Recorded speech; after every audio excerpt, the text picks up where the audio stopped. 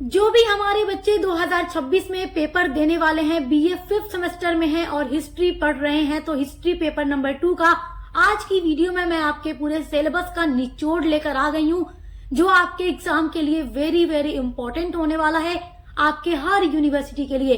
फिर चाहे आप किसी भी यूनिवर्सिटी से पढ़ाई कर रहे हैं, क्योंकि बच्चे हमसे अक्सर ये पूछते रहते हैं कि मैम हम इस यूनिवर्सिटी से हैं, हम उस यूनिवर्सिटी से हैं, तो क्या ये वीडियो हमारे लिए हेल्पफुल हो सकता है? तो जी बिल्कुल हो सकता है, क्योंकि एनईपी 2020 के अकॉर्डिंग हर यूनिवर्सिटी का सिलेबस सेम हो चुका है। और आज की वीडियो में मैं history paper number 2 history of modern world 1453 AD से लेकर के 1815 एडी तक का 10 वेरी इंपॉर्टेंट क्वेश्चन बताने वाली हूँ आपके एग्जाम के लिए।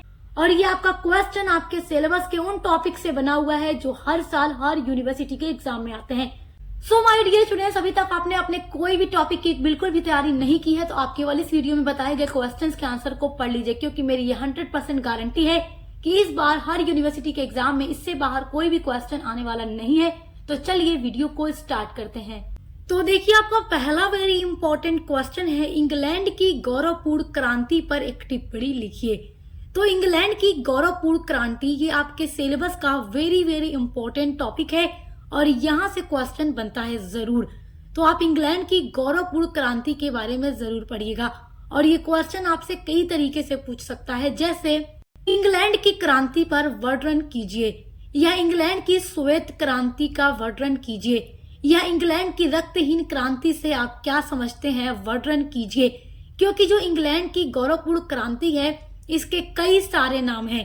क्यों इसके कई सारे नाम हैं, ये सब कुछ आपको पता चलेगा जब आप इंग्लैंड की गौरवपूर्ण क्रांति की वीडियो देखेंगे। आपको मैं लिंक दे दूंगी इसी वीडियो के डिस्क्रिप्शन बॉक्स में।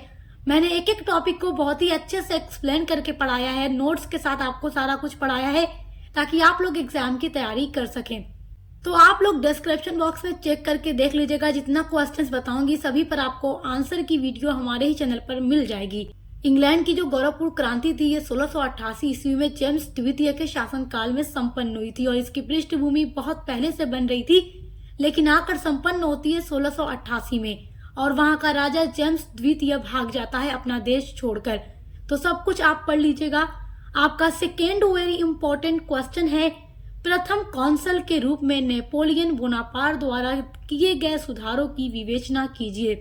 नेपोलियन बोनापार्ट का संबंध फ्रांस से है। देखिए, जब फ्रांस की क्रांति हो जाती है, फ्रांस की क्रांति भी मैं आप लोगों को पढ़ा चुकी हूँ, आप पढ़ लीजिएगा। आपके सिलेबस का वो भी बहुत ही इंपॉर्टेंट क्वेश्चन है और वहां से भी लॉन्ग और शॉर्ट दोनों ही क्वेश्चन एग्जाम में पूछा जाता है। तो फ्रांस की जब क्रांति संपन्न हो जाती है उसके बाद देखिए नेपोलियन बोनापार्ट उसके बाद वहां के शासक बनते हैं, मतलब आगे चल करके, और वो कई सारे सुधार वहां पर करते हैं। तो उन सुधारों के बारे में भी मैं पढ़ा चुकी हूँ, आप देखकर तैयार कर लीजिएगा। आपका थर्ड वेरी इंपॉर्टेंट क्वेश्चन है, फ्रांस की क्रांति के प्रमुख कारणों का उल्लेख कीजिए। फ्रांस की क्रांति के कई सारे कारण थे, जैसे सामाजिक कारण, आर्थिक कारण, राजनीतिक कारण, बहुत सारे कारण। सामाजिक कारण की बात करें तो वहां की जनता कई स्टेट्स में बटी हुई थी, वहां के गरीबों पर जुल्म अधिक होता था और जो वहां के बड़े लोग होते थे, जैसे ऊंचे लोग, उन पर कोई टैक्स नहीं था, गरीब जनता से ज्यादा टैक्स लिया जाता था। और उसके अलावा देखिए क्या था, देखिए फ्रांस के जो राजा थे उन्हें अपनी शान और शौकत इतनी प्यारी थी कि वो अपना धन बहुत ज्यादा अपने शान और शौकत पे खर्च करते थे, जिससे फ्रांस का जो खजाना था, जो उसका राजकोष था, वो उसमें से धन कम हो रहा था, समाप्त हो रहा था और फ्रांस दिवालिया होने की कगार पर पहुंच चुका था और युद्ध वगैरह में भी बहुत सारा खर्चा हो रहा था। तो फ्रांस के आर्थिक कारण भी बहुत थे और जब धन की कमी पड़ी तो वहां के राजा ने जनता के ऊपर कर अधिक कर दिया, कर बढ़ा दिया और केवल गरीब जनता से, जो किसान, मजदूर, मध्यम वर्ग के लोग थे, उनके ऊपर, वहां के जो बड़े लोग थे उन्हें पूरा विशेष अधिकार प्राप्त था। वो वहां के गरीब जनता पर शोषण, अत्याचार सब कुछ किया करते थे कर लेने के लिए। तो ये बहुत सारे कारण थे फ्रांस की क्रांति के, जो मैं आप लोगों को पढ़ा चुकी हूँ। तो आप पढ़ लीजिएगा, सब कुछ डिटेल में आपको पढ़ाया हुआ है। आपको डिस्क्रिप्शन बॉक्स में लिंक मिल जाएगी प्लेलिस्ट की, उसी में वीडियो आप देख लीजिएगा। आपका फोर्थ वेरी इंपॉर्टेंट क्वेश्चन है, 15वीं शताब्दी के प्रारंभ में यूरोप की राजनीतिक दशा का वर्णन कीजिए। आपकी जो यूनिट नंबर 1 है हिस्ट्री पेपर 2 का, उसमें मैंने आप लोगों को सबसे पहला टॉपिक यही पढ़ाया है। 15वीं शताब्दी के प्रारंभ में यूरोप की राजनीतिक दशा, तो बहुत ही इम्पोर्टेंट क्वेश्चन है। यूरोप की राजनीतिक दशा एग्जाम में आपसे जरूर पूछेगा। और जितना भी क्वेश्चंस मैं इस वीडियो में आप लोगों को बता रही हूँ, ये आपके सिलेबस का बहुत ही इम्पोर्टेंट टॉपिक से बना हुआ क्वेश्चन है और ये हर साल हर यूनिवर्सिटी के एग्जाम में पूछा जाता है और 2026 में भी ये हर यूनिवर्सिटी में पूछा जाएगा। क्योंकि देखिए, जो कुछ इम्पोर्टेंट होता है केवल वही हम आपको बताते हैं। जो आप 100% जो आप पढ़ ले तो आप अपने 95% मार्क्स लेकर आ सकते हैं बहुत आसानी से। आपका fifth very very most important question है, औद्योगिक क्रांति का यूरोप के सामाजिक, आर्थिक और राजनीतिक जीवन पर क्या प्रभाव पड़ा। औद्योगिक क्रांति सर्वप्रथम इंग्लैंड में हुई थी और इंग्लैंड में क्यों हुई, ये एक प्रश्न बन जाता है कि आखिर औद्योगिक क्रांति सर्वप्रथम इंग्लैंड में क्यों।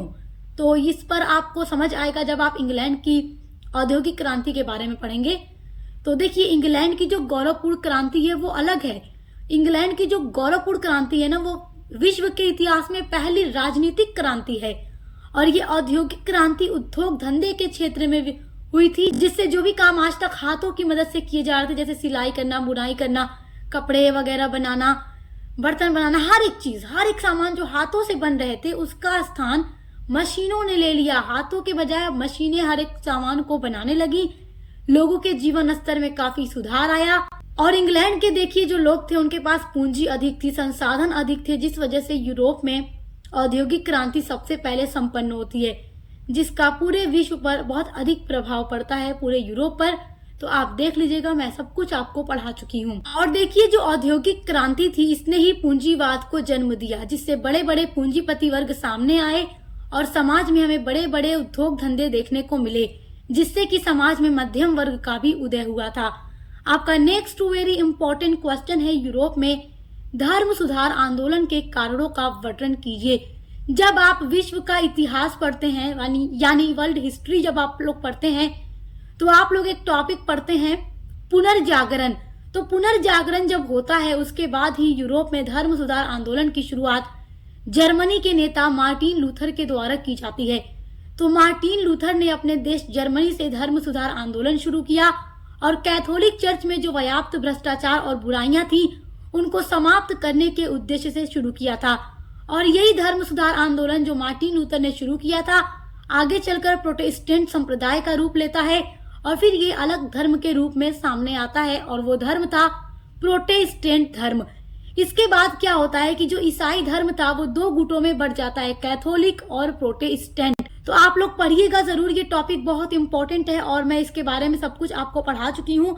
इसका मेन मकसद यही था कि कैथोलिक चर्च में जो भ्रष्टाचार, बुराइयां और असमानता, भेदभाव उत्पन्न हो चुका है उसको समाप्त करना है। तो आप पढ़िएगा, ये बहुत इंपॉर्टेंट क्वेश्चन है और हम आपको पढ़ा चुके हैं। आपका सेवेंथ वेरी इंपॉर्टेंट क्वेश्चन है, अमेरिकी क्रांति के कारण तथा परिणाम का वर्णन कीजिए। तो अमेरिका की क्रांति है या फ्रांस की क्रांति है या इंग्लैंड की गौरवपूर्ण क्रांति है या फिर औद्योगिक क्रांति है, ये चारों ही क्रांति आपके एग्जाम के लिए वेरी वेरी इंपॉर्टेंट है और चारों क्रांति के बारे में हम आपको पढ़ा चुके हैं।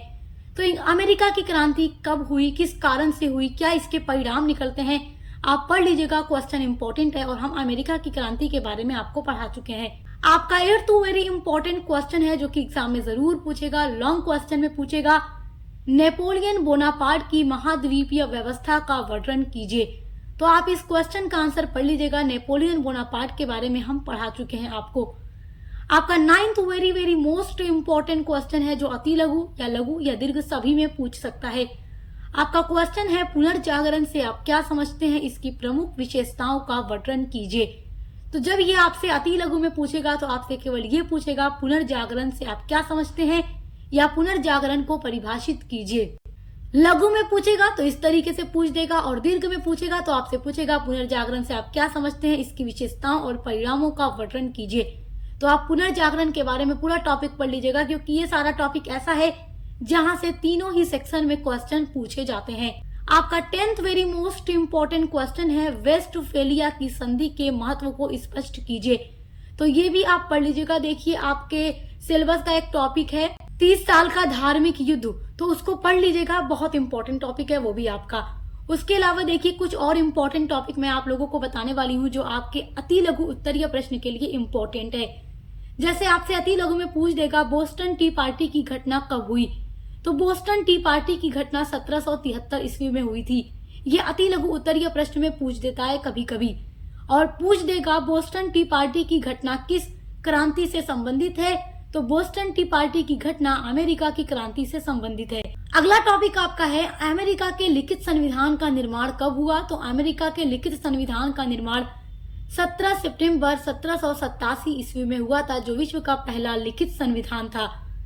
आपका तीसरा टॉपिक है जो कि वेरी इंपॉर्टेंट है कि डिवाइन कॉमेडी के लेखक कौन है, तो डिवाइन कॉमेडी के लेखक दांते हैं। आपका अगला वेरी इंपॉर्टेंट टॉपिक है अति लघु के लिए यूटोपिया के लेखक कौन है, तो यूटोपिया के लेखक टॉमस मूर हैं। तो टॉमस मूर की पुस्तक है यूटोपिया। उसके अलावा आपका एक क्वेश्चन और पूछ सकता है कि मैकियावेली की 2 रचनाओं के नाम लिखिए, तो आप लिख दीजिएगा द आर्ट्स ऑफ वॉर और द प्रिंस। या अगर ऐसे पूछ दे आर्ट्स ऑफ वॉर के लेखक कौन है, तो मैकियावेली, या अगर पूछ दे द प्रिंस के लेखक कौन है, तो मैकियावेली। तो ये कुछ क्वेश्चंस आपके अति लघु उत्तरीय प्रश्न के लिए इंपॉर्टेंट हैं। और इसके अलावा जो 10 लॉन्ग क्वेश्चंस मैंने आपको बताए हैं, अगर आप वो क्वेश्चंस पढ़ लेते हैं, उनके आंसर अच्छे से पढ़ लेते हैं, तो आपका तीनों ही सेक्शन बहुत अच्छे से तैयार हो जाएगा, क्योंकि वो सारा ऐसे टॉपिक से बनने वाला क्वेश्चन है जो हर साल हर यूनिवर्सिटी के एग्जाम में पूछा जाता है। तो आपने अभी तक कुछ नहीं पढ़ा है तो केवल इन्हीं क्वेश्चंस के आंसर को पढ़ लीजिए और अच्छे से तैयारी करते रहिए। और आपके जो हिस्ट्री का पेपर नंबर 1 है नेशनलिज्म इन इंडिया, उसका मॉडल पेपर महासंग्राम revision classes important question answer की क्लासेस वेरी शॉर्ट के लिए और लॉन्ग आंसर टाइप क्वेश्चंस के लिए हमने चैनल पे अपलोड कर दिए है। तो आप प्लेलिस्ट को चेक करके देख लीजिएगा, उस पर भी अलग से प्लेलिस्ट बनी हुई है। तो अब मिलते हैं अगली वीडियो के साथ।